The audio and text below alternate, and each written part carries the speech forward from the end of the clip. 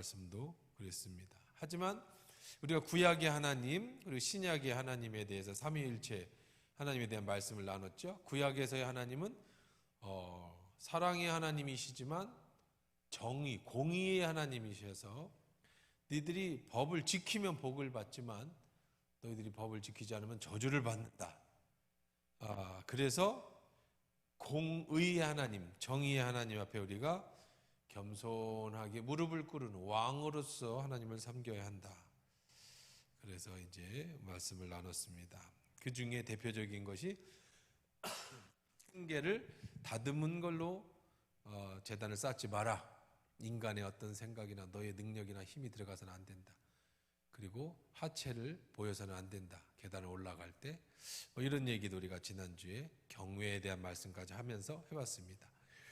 우리가 다시 보기로 가능한 거니까 우리가 이제 복습은 다 이제 생략하고 바로 오늘은 21장으로 들어갑니다. 21장에서부터는 하나님께서 이제 사람과의 관계, 첫 번째 22절부터 26절에 어떻게 하나님 앞에 예배하느냐에 대한 관계를 말했다면, 이제는 이제 시민법, 어떻게 사람들끼리 법을 지키며 살아가야 되는가 하는 법에 대한 말씀을 나누고 있습니다. 그 중에서 이제 인간관계에서 제일 먼저 해야 될 것이 이제 종에 관한 법이에요. 종. 남종과 여종에 관한 율법. 노예제도. 하나님 시대, 이때는요, 출애굽 시대에는 노예라고 하는 제도가 있었습니다. 근데 하나님은 노예 제도를 없애라 하지는 않으셨어요. 하지만 그 당시에 다른 나라에 있는 노예 제도하고는 전혀 다른 율법에 의해서 노예를 어떻게 존중해 주는가, 인간으로서 대해줘야 되느냐를 대해서 얘기를 해줍니다. 자, 그래서 제가 이거 좀 벗을게요. 율법을 대하면서 두 가지로 나눈다고 말씀을 드렸습니다. 대하나님, 대인간. 그래서 인간을 향한 율법은요, 법은요, 우리 지난번 율법의 정의도 말씀드렸었죠.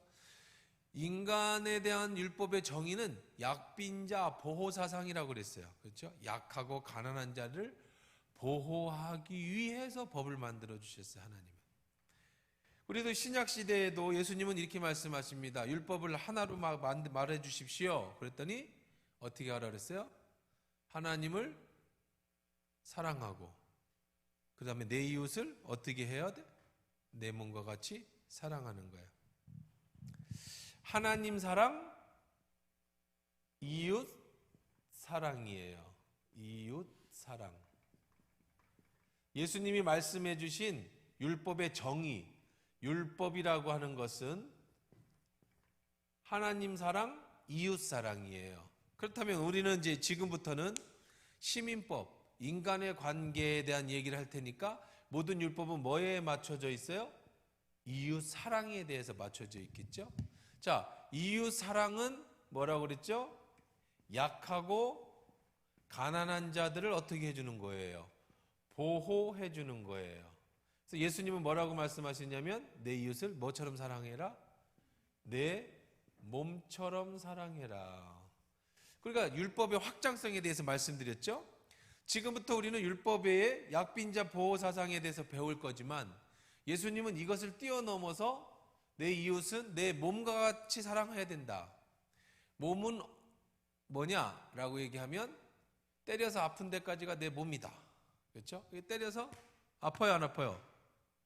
여러분, 내가 내 몸 여기 때릴게. 여러분 아파, 안 아파? 아파? 내가 막 날 때리면 막 아파? 그게 사랑이에요. 이게 사랑이야. 이게 내 몸같이 사랑하는 거야. 내가 아픈데 내가 아픈 것처럼 느껴지는 거예요. 어느 때 있죠? 자식이 아프면 너무 아프잖아. 내가 아팠으면 좋겠죠. 저는 부모님 예는 잘 안 들어요. 부모님 아프면 내가 아팠으면 좋겠다는 사람은 많지 않거든요. 자식 예를 들어야 다 알아들어요. 그냥 자식이 아프면 그냥 막 내리사랑이에요, 내리사랑. 그 뭐라 할 수는 없는 거야. 부모님께는 효해야 되는데 이거는 우리 의지를 갖고 효를 해야 되는 거지만 자식을 사랑하는 건 의지하고 상관없이 그냥 저절로 사랑이 되는 거야. 내리사랑. 자, 이웃을 사랑할 때 내 몸처럼 사랑해줘라. 이게 뭐 그냥 율법의 핵심이에요. 근데 그 정신은 어디서부터 왔느냐? 율법의 하나님의 구약시대의 약빈자 보호사상이에요. 그 중에 가장 약한 자가 누구겠어요? 자, 가장 약한 자부터 찾는 거예요. 율법은, 하나님이 율법을 주신 이유는 약하고 가난한 자들을 보호하기 위해서 주셨다고 그랬어요.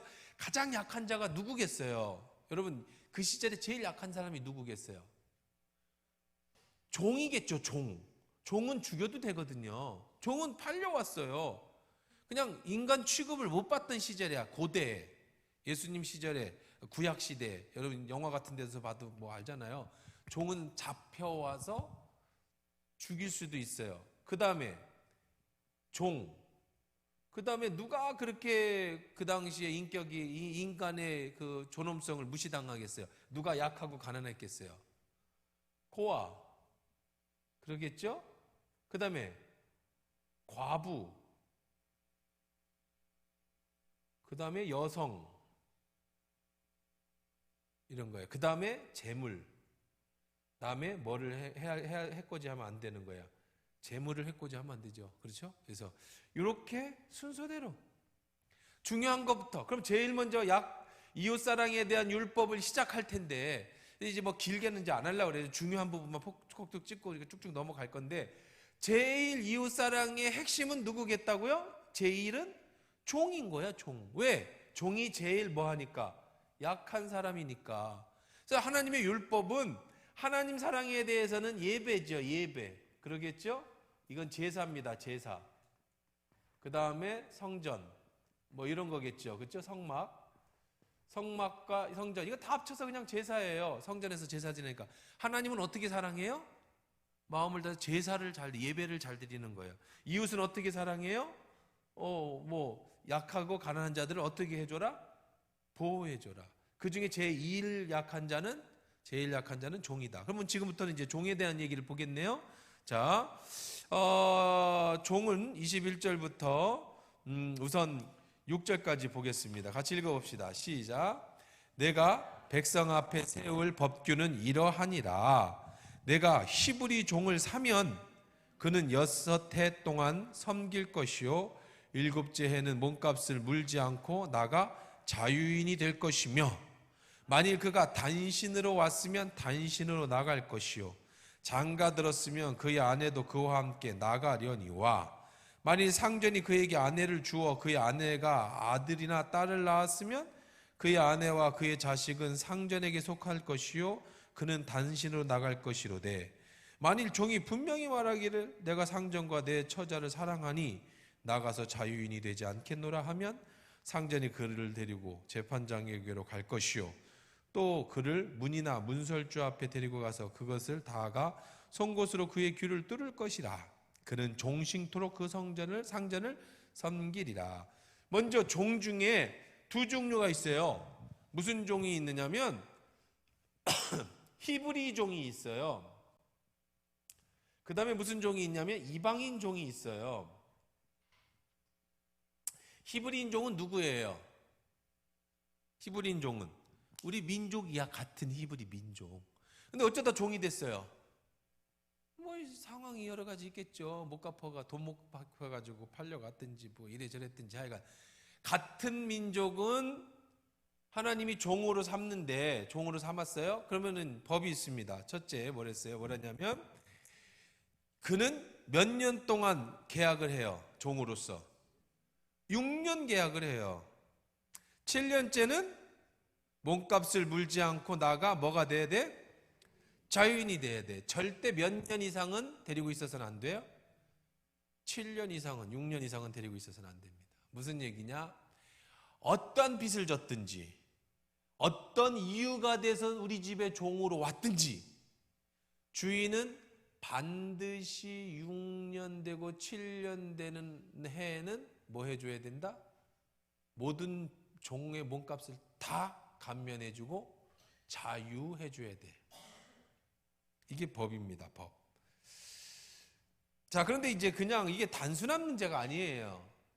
그냥 와가지고 종으로 와가지고 살다가 6년 살고 7년 됐으니까 집에 가. 그럼 되는데, 그럼 안녕히 계세요 하면 그 되는데, 여러 종류 문제가 생겨요. 뭐냐면 와서 결혼을 했어요. 자식을 낳았어요. 그럼 어떻게 합니까? 자, 장가 들었으면 3절에 뭐래요? 그의 아내도 그와 함께 나가면 돼. 자, 이것도 별 문제 아니에요. 그렇죠? 내가 종 살다가 좋은 여자 만나가지고 장가 들어서 같이 그 집에서 일하다가 7년째 되니까 내가 7년째 되는 날 부인 손잡고 어떻게 하면 돼? 나가면 돼. 자, 그것도 별 문제 아니에요? 만일 상전이 그에게 아내를 주어 그의 아들이나 딸을 낳으면 어떻게 하냐? 이 집 종 사는데 상전이 저놈 믿을만해 그래가지고 중매를 해서 내 여종 다른 종하고 결혼을 시켰어. 혹은 내 딸하고 결혼을 시켰어. 뭐 그럴 수 있잖아요. 같은 민족이니까. 이건 종 개념보다는 어떤 계약의 관계예요. 그럼 어떻게 하냐? 자, 이 율법은 전부 가르쳐주고 있어요. 뭐 어떻게 하래요? 그의 아내와 그의 자식은 상전에 속할 것이요 그는 단신으로 나갈 것이. 너야, 이거는 네가 원래 네가 빈몸으로 왔는데 내가 너 여자 주어가지고 결혼해서 애 낳은 거잖아. 그러니까 애하고 여자는 놓고, 너는 빈몸으로 와서 나 아니었으면 너 결혼 못했잖아. 애도 못 낳았잖아. 너만 어떻게 해? 나가. 그건 좀 이상하다, 그렇죠? 그러면은 이제 이렇게 얘기합니다. 주인님, 저는 제 아내하고 제 자식하고 같이 살고 싶은데요.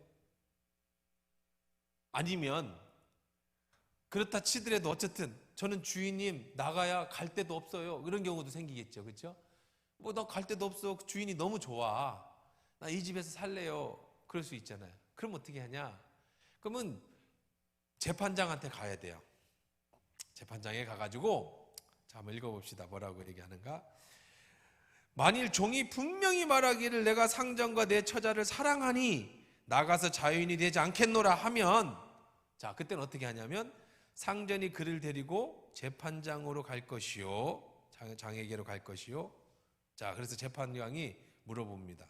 너 진짜 안 나갈 거야? 혹시 주인이 너를 이렇게 감금했거나 협박했거나 다른 이유 때문에 나가야 되는데 못 나가는 거 아니야? 그럼 아닙니다. 그 왜 안 나가는 건데? 제가 주인님을 사랑하고 이 집에서 끝까지 사랑하고 섬기겠습니다. 혹은 제가 여기서 주인님이 주신 그 아내와 결혼해서 자식을 낳았는데 그냥 여기서 주인님 모시면서 자식하고 아내하고 살겠습니다. 진짜야? 네. 그럼 어떻게 하냐? 아주 중요한 얘기죠. 그를 문이나 문설주 앞으로 데리고 가서 그 집 문으로 갑니다. 주인 집 문에. 그리고 벽에 세웁니다. 그리고 송곳으로 귀를 뚫어요. 못으로 성전 문에 귀를 박아버립니다. 그러면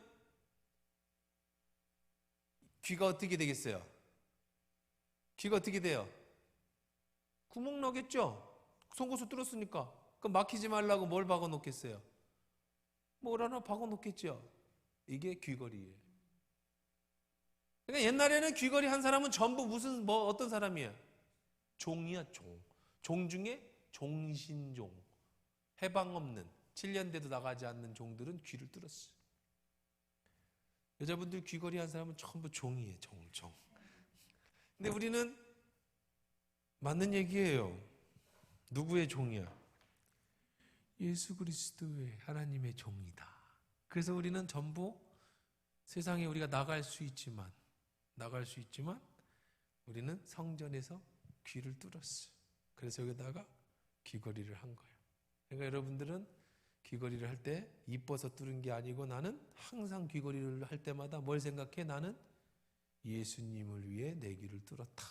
이렇게 생각을 하라고. 할렐루야. 그렇게 생각해요.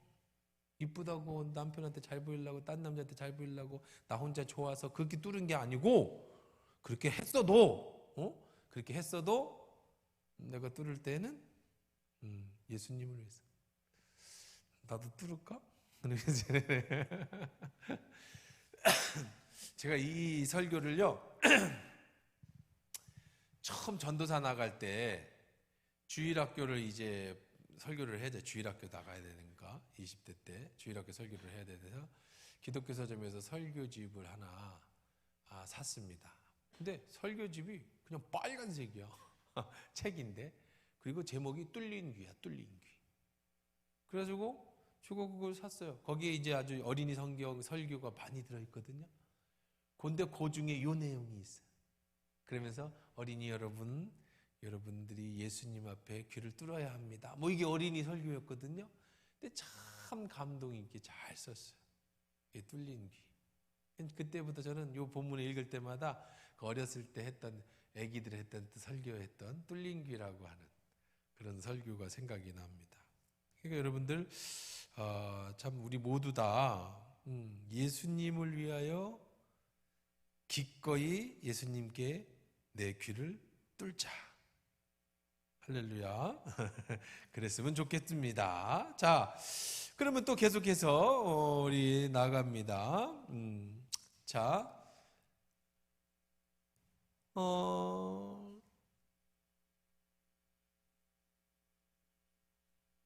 자, 근데 하나 이제 여기에는 없는데 그 다음에 이제 우리가 뒤로 가면서 또 볼 수 있는 게 뭐냐면 귀를 뚫었어요. 이게 굉장히 중요한 포인트를 또 하나 알려드릴게요. 이거 아주 굉장히 재미있는 율법입니다. 내가 귀를 뚫었어요. 근데 잘 보세요. 상전을 사랑해서 귀를 뚫었으면 좋지만 뭐 누구 때문에 귀를 뚫었어? 자식하고 아내하고 잃지 않기 위해서 귀를 뚫었잖아요. 근데 상전한테 내가 언제 평생 자식하고 내가 애 낳고 나도 내 나라를 이루고 살아야 되는데 같은 히브리 민족이란 말이에요. 근데 하는 수 없이 아내하고 자식 때문에 귀를 뚫었지.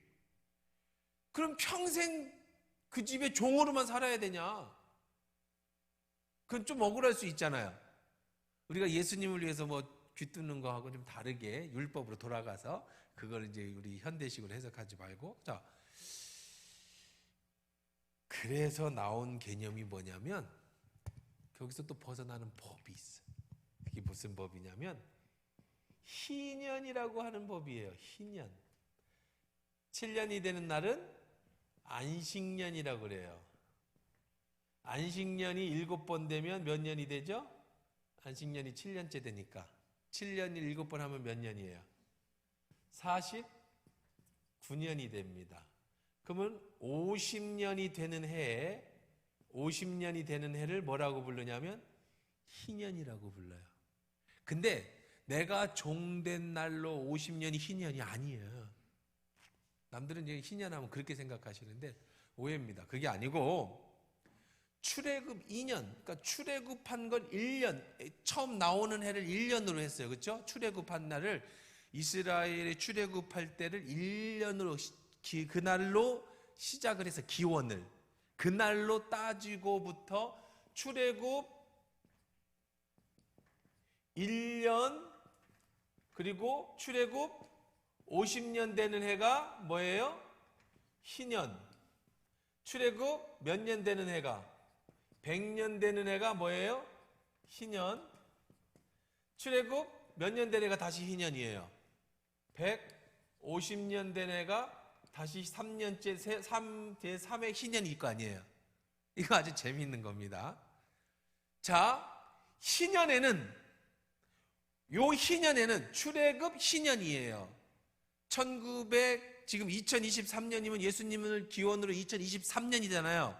출애굽 1년을 기원으로 출애굽 50년, 출애굽 100년, 출애굽 150년, 출애굽 200년이 뭐예요?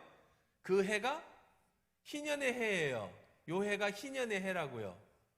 자, 여기 아주 재미있는 율법입니다. 하나님의 이 약빈자 보호사상, 이웃사랑에 대한 정말 기가 막힌 핵심이에요. 이게 사랑인데. 자, 7년이면 해방된다고 그랬죠. 그럼 예를 들어서 출애굽 3년에 내가 종이 됐어요. 그러면 몇 년이면 해방될 수 있어요? 몇 년 되면은 내가 종에서 해방돼? 7년 지나니까 4, 5, 6, 7, 8, 9, 10년째 되는 날 해방되죠. 그렇죠? 그러면은 그냥 그렇게 되면 돼.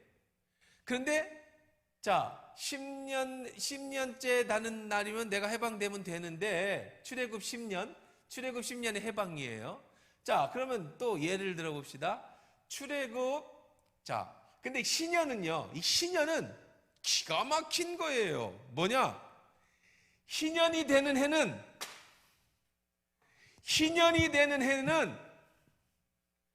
모든 종이 방면이 돼. 땅도 전부 다 돌려줘야 돼. 리셋이야, 리셋. 모든 나라가 희년이 되는 해에는 모든 땅도 다 돌려줘야 되고 종도 다 나가야 되고, 처음 출애굽할 때에 이스라엘 땅 나눠준 거 있죠, 자기네 집. 그걸 다 회복해, 희년이 되는 해에는. 자, 그러면 출애굽 45년에 종이 됐어, 내가. 그럼 원래대로면 몇 년에 나는 해방이에요? 52년에 해방이죠. 그러면 그 사이에 뭐가 있어? 희년이 있죠. 몇 년 만에? 5년 만에. 45년에 종이 됐는데 5년 됐단 말이에요. 그러면 뭐가 빨라요? 희년이 빨라요? 안식년이 빨라요? 희년이 빠르죠. 그럼 이 사람은 5년이면 해방돼요. 희년보다, 안식년보다 희년이 빠르면 5년만 하면 돼. 귀를 뚫었어. 평생 이 집의 종이 되기로 했는데 그때가 37년이야. 그런데 이 사람에게 평생은 몇 년이에요? 50년이에요. 그럼 몇 년 후에? 13년 후면 자식하고 다 데리고 나갈 수가 있어요. 영원하게 그 집의 종이 되는 건 아니에요. 물론 희년이 된데도 안 나가겠습니다면 자유의지지만 일반적으로는 다 자유가 된다는 거예요. 야, 이게 강력한 법이 희년이에요. 강력한 법이. 자, 그러면 종을 사올 때 희년이 몇 년 남았느냐에 따라서 종의 몸값이 달라지겠죠. 땅을 살 때 희년이 몇 년 남았느냐에 따라서 땅값이 달라지겠죠. 희년 3년 남았으면 3년치만 돈 주고 사야 돼. 왜? 50년이 되면 어떻게 해야 되니까? 돌려줘야 되니까. 이게 희년의 제도예요. 희년의 제도. 기가 막힌 제도예요. 문제는 뭘까요? 문제는 이스라엘이 이걸 지킨 일이 없어. 이 율법을 지킨 일이 없어. 그냥 왕이 개혁을 한번 하면 회개하고 우리가 다시 돌아가야 됩니다 하고 희년 축제를 막 하고 막 풀어줘.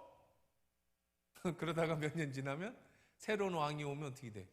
다시 안식년이고 희년이고 큰 의미가 없어. 그러니까 이스라엘 백성이, 그러니까 결국은 예수님 오실 수밖에 없었어요. 이게 기가 막힌 하나님의 계획이지만 어리석은 인간이 안 지키면 땡이더라는 거야. 우리도 그래요. 여러분, 아주 간단한 얘기인데 이 성경에는요 엄청난 비밀과 축복이 다 숨겨져 있어요. 근데 문제는 뭐예요? 안 지키니까 못 받는 거예요. 안 지키니까. 우리 자유의지가, 인간의 자유의지가, 하나님의 율법은 뭐냐면 이렇게 해라, 그럼 너희들이 복 받을 거다. 이렇게 하지 않으면 너희들 어떻게 될 거야? 저주를 받을 거야. 근데 인간은 어떻게 해? 뭐를 선택해? 저주를 선택해. 그래서 바울이 로마서에서 말하는 인간의 마음에, 우리에게는 선을 아는 지혜는 있는데, 선악과를 따먹은 인간이 선을 선택할 능력은 없어요. 그래서 우리를 전부 뭘로 사로잡아가? 죄 아래로 우리가 사로잡혀 가는 것을 보는다. 오호라, 나는 공고한 자로다. 이 사망의 몸에서 누가 나를 구해내겠냐? 예수 안 믿는 사람이 고백한 게 아니라 사도 바울이 고백한 거예요. 여전히 하나님이 이렇게 좋은 율법을 주셨어요. 이게 정말 약빈자 보호 사상에, 그리고 모든 가난한 사람들에게 핵심이 희년이에요, 희년. 근데 안식년도 안 지키고 희년도 안 지키는 게 문제가 되는 거죠.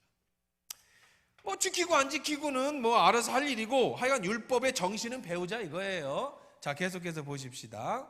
자, 두 번째는 이제 여자종. 종 중에 이제 남자 종은 그렇다고 치고 여종, 여자들이 종으로 팔려. 여자 종이 팔리는 경우는 아버지가 파는 경우가 대부분입니다. 아버지가 자기 딸을 팔아버려요. 또 노름빛으로 팔릴 수도 있고, 뭐 갑자기 죽어서 이제 고아가 돼서 팔릴 수도 있고, 뭐 복잡해요.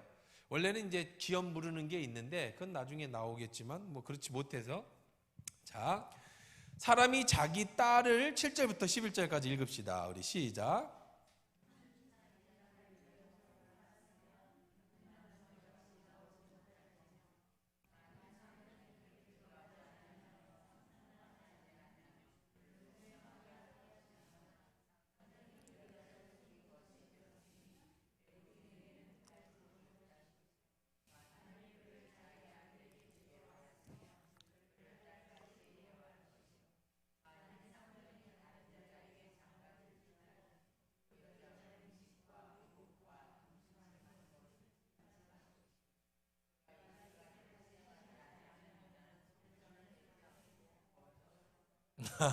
자, 여자가, 아버지가, 히브리인들은요 노예를 그냥 팔기보다는, 여기서 말하는 노예는 어떤 노예냐면 자기 딸을 그 집에 첩으로 파는 거예요. 첩으로.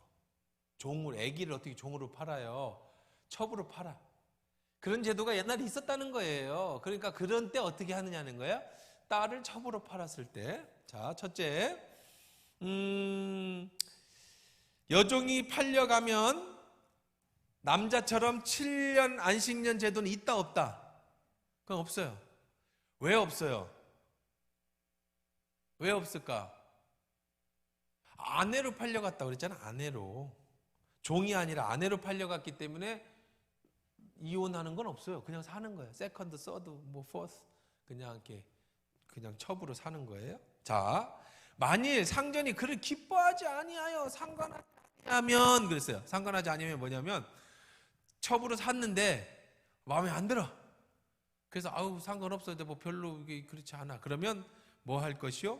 속량할 것이요. 속량은 뭐냐면 그 아버지가 혹은 그 집안에서 데리고 올 수 있어.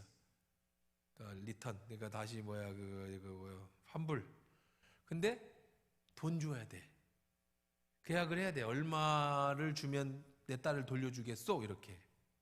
그러면 그 당시에 이제 예수님 시절이나 지금까지나 종 같은 거는, 히브리 종은 좀 달랐지만 이방 종은 은 30에 팔렸습니다. 그러면 은 10만 주고 데려가. 나 별로 이제 밥만 먹고 그래 이런 식으로 한다. 그러면 어떻게 하면 돼요? 돈 주고 데려가면 돼. 상전이 그 여자를 속인 것이 되었으니, 자, 외국인에게는 팔지 못할 것이요. 그렇다 할지라도 상전이 그 여자를 데리고 오면서 아내로 잡아준다고 해놓고 아내로 삼아주지도 않고 그랬단 말이에요. 그러니까 자기 집 주인에게, 원래 아버지에게로 돌려보내기는 하지만 누구에게는 팔아서는 안 돼? 외국인에게 팔아서는 안 돼. 반드시 집 본인에게 속전으로 속량해 줘야 돼. 자, 근데 만일 그를 자기 아들에게 주기로 하였으면, 근데 내가 첩으로 데리고 왔는데 내 첩으로 안 삼고 이제 여자를 사왔는데 자기 첩으로 사오려고 온 게 아니라 자기 아들 며느리 삼으려고 사왔어요. 그러면 어떻게 하래요? 그를 딸같이 대우해줘라. 며느리로 대우해줘라. 당연한 겁니다. 그냥 딸처럼이니까 뭐 사고 팔고 할 일도 없어요. 만일 상전이 다른 여자에게 장가들지라도 그 여자를 많이 얻을 거 아니에요. 둘째, 셋째, 넷째. 그럴지라도 그 여자의 음식과 의복과 동침하는 것은 끊지 말아라. 이제 법이에요, 법. 그러니까 여러분 이슬람 종교가 종교다원주의입니다. 그렇죠? 종교다원이 아니라 종교 뭐지? 여자 많이 두는 거 뭐라 그래? 응? 무슨 주의? 부인 많이 두는 거 있잖아요. 일부 다처예요, 이슬람이. 근데 이슬람의 그 뿌리는 여기 있어요. 율법에. 뿌리는 율법에 있습니다. 이 아브라함 때 가지고 온 그 여기에 뿌리를 둬요. 율법에 뿌리를 둬요. 그러니까 이슬람이라고 하는 나라가 이 종교가 어떻게 생기냐면 예수님 오신 한 700에서 800년경에 기독교보다 이슬람이 뒤에 생겼어요. 예수님이 오시고 약 120년 중에 한 200년 되기 전에 로마가 국교를 정하잖아요. 콘스탄트 대제가 이제 꿈에 때가 된 거죠. 꿈에 이제 십자가를 봅니다. 그리고 자기 부인이 암암리에 기독교를 믿었어, 어머니하고. 그러니까 로마의 왕궁까지 기독교가 들어간 거예요. 로마가 박해를 하다가. 그래서 콘스탄트 대제가 십자가를 보고 그 꿈에서 해석을 한 십자가는 기독교를 상징한다. 그래서 방패에다가 십자가를 새겼어요. 자기 꿈에 본 대로. 그리고 전쟁에 나갔는데 승승장구를 한 거야. 이야, 이거 하나님의 신이 진짜다. 그래가지고 어느 날 칙령을 내립니다. 이제부터 로마인들은 전부 기독교를 국교로 정한다. 그래서 하루아침에 음지에서 양지가 됐어요, 기독교인들이. 그러고 나서 이제 그 사제들이 어마어마하게 권력을 행사했겠죠? 나라의 국교가 됐으니까 월급을 받고 사제들이 일을 했으니까. 그리고 세금으로다가 엄청난 성당을 짓기 시작했어요, 성전을. 근데 성당을 지려는데 성당이라는 것이 우리처럼 이렇게 조립식으로 할 수 있는 게 아니잖아요. 그러니까 세금을 어마어마하게 걷었어요. 그러니까 백성들이 성전에 대한 그 세금 내는 문제로 인해서 그리고 교회의 횡포 때문에 한 700년 정도가 년이 지난 정도가 되니까 이제 완전히 그냥 교회에 대한 반감이 들어서기 시작할 때에 그때 이제 마호멧이라고 하는 청년이 산에 갔다가 천사를 만납니다. 그 동굴에서 천사하고 오랫동안 얘기를 하면서 이제 코란이라고 하는 계시를 받아요. 그러면 쿠란의 그 계시는 뭐냐면 우리가 원래 그 율법으로 돌아가자. 지금 우리 배우는 율법으로 돌아가자. 그래서 그 이슬람의 그거는 다분히 구약의 하나님을 굉장히 부각시키고 있어요. 그러니까 우리가 지금 지난주에도 말씀드렸지만 그때 하나님 어떤 하나님이라고 그랬어요? 무서운 하나님이잖아요. 법을 안 지키면 어떻게 하는 거예요? 죽이는 하나님이에요. 이제 계속 나올 거예요. 그래서 다시 그 이슬람이라고 하는 종교가 생겨나면서 우리는 원래의 우리의 고향인 이 율법으로 돌아가야 된다. 그래가지고 거기를 그대로 따르는 거예요. 그러니까 이슬람에서 만약에 마호멧을 모욕한다든가 코란을 우리 말하면 성경이죠. 모세오경, 율법이요. 율법. 이것을 만약에 훼손한다든지 하면 가차없이 어떻게 명예살인 죽여버리는 거야. 율법에 지금 이제 좀 있으면 등장하게 되는 이런 많은 사형제도를 그대로 적용하는 거죠. 지금 시대에. 자, 여자 이 문제를 한번 놓고 보십시다. 이슬람은 일부 다처제입니다. 성경은 일부 다처제를 용인했어요. 예수님 오실 때까지. 예수님 오신 후에는 이제 일부 일처제로 바뀌었습니다만은 구약은 일부 다처제였어요. 그럼 여러분이 또 오해를 하시는 경우가 있어요.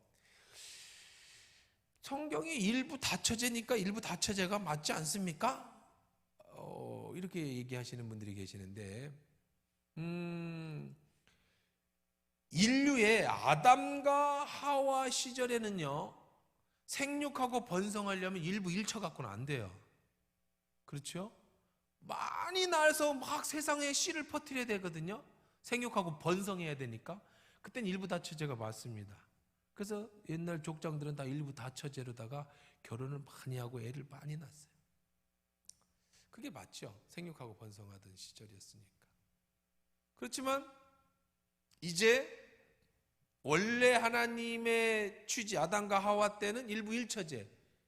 그래서 그 뒤로 예수님 시절의 이후로부터는 우리는 일부 일처를 이제 사람들이 옳다고 생각을 하고 일부 일처를 합니다. 그 전에 아브라함이나 족장 시대는 일부 다처제였어요. 자, 그럼 일부 다처제에서 오게 되는 여러 가지 부작용. 지금 율법에서 아니 왜 이런 법이 필요합니까? 여자를 어떻게 사가고 왜 그런 게 성경에 있어요? 지금 시대는 말과 또 안 되는 얘기잖아요. 근데 그때는 그런 문화 속에 있었어요. 그렇게 해서 생육하고 번성하던 시절이야. 자, 그런데 그러려면은 여자의 위치나 아니면 인격이나 이런 것들이 존중되지 못하니까 약빈자 보호사상에서 여성이 들어가는 거예요. 여성이. 자, 그러면 일부 다처를 하는 데 있어서 이슬람은 일부 다처를 합니다. 옛날처럼 그 법으로 되어 있어요. 근데 몇 명까지 법으로 정해주냐면 4명까지 공식적인 부인을 얻을 수가 있어요. 4명까지. 5명까지 얻을 수 있지만 이 5명째 부인은 법적인 보호를 받지 못해. 그러니까 정식 부인이 아니야. 이때부터는 첩이 되는 거예요. 5번째 부인이 첩이 되는 거야. 4번째 부인까지는 전부 뭐예요? 그냥 본처예요. 자, 그런데 지금 여기서도 그 얘기를 해주고 있죠. 뭐라고 그랬어요? 만일 상전이 다른 여자에게 장가들지라도 2번째, 3번째, 4번째 여자를 얻을지라도 음식과 의복과 동침하는 것을 끊지 말아야 된다. 그런 얘기를 합니다. 자, 이슬람 사람들은 4명의 아내를 얻는데 이 코란 법에 내 아내는요 똑같이 대우를 해줘야 돼.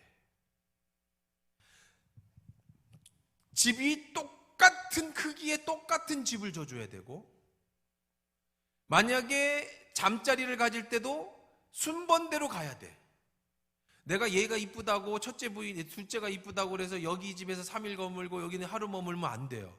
이건 법에 걸립니다. 위법. 똑같이 주고 똑같이 자야 되고 똑같이 도와줘야 돼. 그래서 이슬람 사람들이 여행을 가서 이슬람 사람들을 만나요. 저 말레이시아가 이슬람 문화거든요. 이슬람의 말레이시아를 가면 식당에 가잖아요. 그러면 남자 1명에 여자가 많으면 4명이 한 상에 앉아서 똑같이 음식을 먹습니다.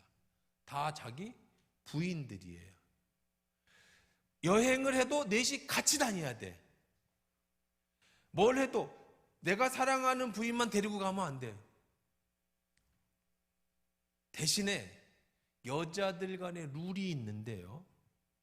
첫째 부인이 대장이야. 거기는 조강지처가. 이 4명의 나머지 3명의 동생들은 큰 언니의 말에 100% 순종을 해야 돼. 재밌죠? 그러니까 질투를 하면, 질투할 수 있잖아요. 4명이서 한 남자를 놓고 있었잖아요. 질투하면 코란법에 걸립니다. 질투해서는 안 돼. 재미있어요. 자, 남자는 4명을 똑같이 대우해줘야 되고, 여자는 넷이서 서열을 정확하게 나눠서 큰언니 말에 100% 순종해야 되고, 절대 질투를 해서는 안 된다. 그러니까 이슬람에서는 네 능력껏 장가가고 네 능력껏 여자를 만나는 건 좋지만 네 실력만큼 여자를 구해라. 내가 4명에게 집 사줄 능력이 안 되면 절대 2번째, 3번째 마누라를 얻지 마. 내 능력이 1명의 부인만 얻을 수 있는 능력이 되면 1명만 얻어. 근데 나는 재정적 능력이 2명까지 가능해서 똑같이 집과 똑같은 것을 다 사줄 자신이 있으면 2명을 얻어. 이게 이슬람의 일부 다처제의 정신인데 성경의 정신하고 맞아요. 근데 문제는 뭐예요? 시대가 안 맞지. 시대가 안 맞아요. 그때는 온 인류가 생육하고 번성하던 시기잖아요. 근데 지금은 이미 지구가 초만원이에요. 그리고 하나님이 이제 예수님 시대 이후로는 일부 일처제로 살아가는 게 맞다고 우리에게 성경을 가르쳐주고 있으니까 시대가 안 맞는 거야. 지난번에 얘기한 것처럼 율법을 지킬 필요는 없다고 그랬잖아요. 율법의 정신만 지켜야지. 근데요, 이 시대에 안 맞는 일을 하는 게 이슬람인데, 근데 이슬람이 무서운 건 전도를 안 해요. 이슬람은 전도 안 합니다. 우리나라 사람들 와서, 이슬람 사람들 와서 요즘에 뭐 어디 대구 어디다가 이슬람 사원 짓는다고 사람들 막 돼지 머리 갖다 놓고 막 피 뿌리고 돼지 피 뿌리고 막 방대하고 그러잖아요. 근데 이슬람 사람들이 거기 성전에 들어왔다고 해서, 이슬람 사원이 그 마을에 들어왔다고 해서 우리 기독교처럼 선교사들이 막 이슬람을 전도하지 않아요. 그 사람들은 전도 안 합니다. 온다고 해도 철저히 교육시켜서 이슬람이라는 거 시험 많이 보고 합격해야 이슬람 사람으로 받아주고, 이슬람 사람이 돼도, 우리 한국 사람 이슬람 교인이 돼도 전통 이슬람의 교회에 못 들어갑니다. 그냥 이방인 객원으로만 사는 거예요. 왜 그러냐? 얘들은 전도 안 해도요, 지금 아주 무섭게 전 세계 이슬람이 다 장악하고 가 있어요. 어떻게 가능하냐? 부인을 넷을 낳고 애를 막 낳아요. 그러니까 지금도 한 집에 20명씩 자식을 둬요. 부인이 넷이니까. 그러니까 걔들이 그냥 크면 뭐가 되는 거예요? 이슬람 사람 되는 거예요. 제가 호주에서 유학을 하던 학교가요, 어마어마하게 컸어요. 학교 안에 수영장, 스쿼시장, 잔디구장, 예배당, 그 다음에 뭐 부부 기숙사, 개인 기숙사, 뭐 수영장, 스쿼시장이 있을 정도니까요. 학교 내에 어마어마하게 컸습니다. 그래서 거기 뭐 혜택을 누리고 복지를 누리면서 제 학교를 졸업을 했어요. 그리고 한 7년인가 지나서 제가 그 호주를 안식년 맞아가지고 지금부터 한 10년 넘게 돼서 한번 그 인사드리러 거기를 갔어요. 가서 우리가 기쁜 마음으로 제 아내하고 안에 들어가가지고 여기가 우리 예배당이었지, 뭐 여기가 우리가 했는데 경비 아저씨가 막 올라와. 거기 들어가시면 안 된다고 해서, 아니 제가 이 학교를 졸업했는데 학교 구경하러, 여기 무슨 학교인데 이 학교를 졸업했냐? 이게 뭔데? 이거 살라마 대학이 된 지가 언제인데? 그 신학교가 살라마 대학으로 팔렸어요. 그래서 이 신학교는 저 시내 건물 사갖고 빌딩 사갖고 거기로 갔고, 이 어마어마한 부지의 땅은 이슬람 살라마 대학이 됐다는 거예요.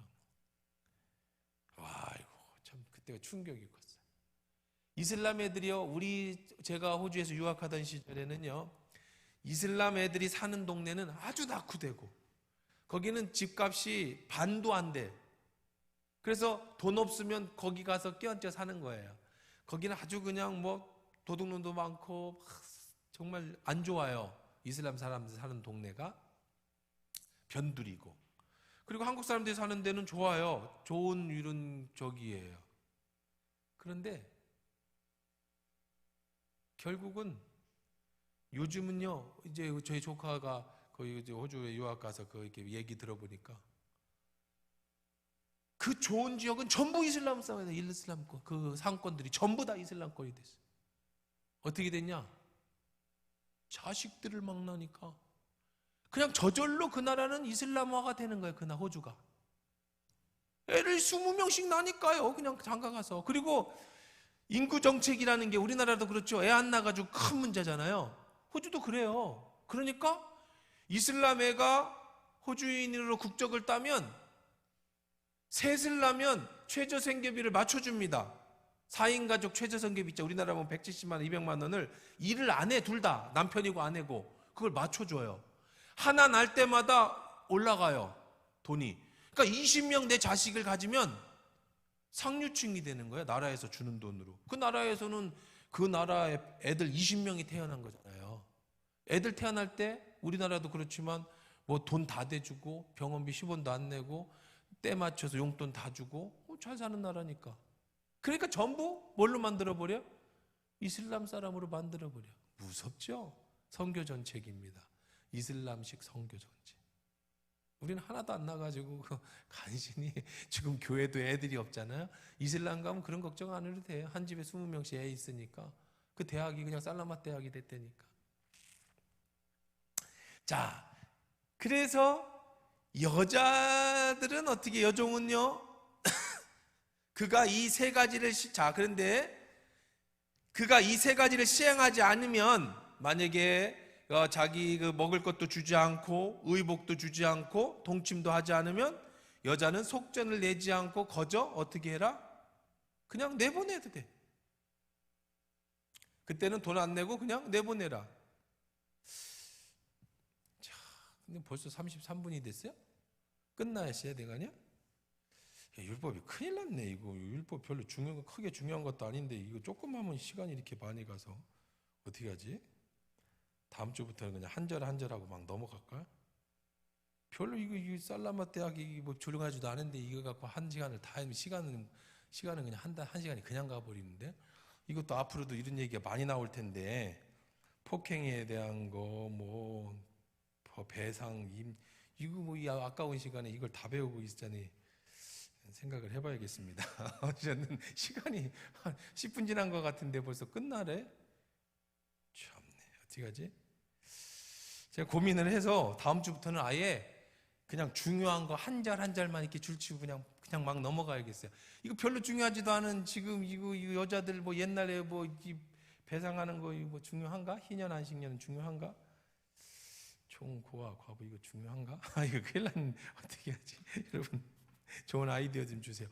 이거 성경을 다 보기에는 이게 너무 많아. 어쨌든 제 생각에는 다음 주부터는 그냥 아주 중요한 거 한 장에 한 2절, 3절씩만 해가지고 그냥 쭉쭉쭉쭉 넘어가고, 어디까지 넘어가냐면 성소 만들 때까지. 그러니까 이제 성막은 굉장히 중요합니다. 성막 하나하나가 우리에게 주시는 굉장히 의미 있는 일들이 많거든요. 성막은 이제 아주 우리가 한 1년이고 아주 잘 다루면서 여러분 성막 전문가가 될 수 있게끔 한번 해보되, 그 율법의 문제는 지난번에 했지만 율법의 정신이 중요한 건데, 율법의 정신 때문에 이 시간을 다 보내기는 너무 아까워요. 그렇죠? 오늘 말씀 어쨌든 시간이 전 이렇게 갔는지도 모르는데 시계를 보니까 그냥 끝날 시간이 돼버렸어요. 그냥 마치십시다. 정리해 보십시다.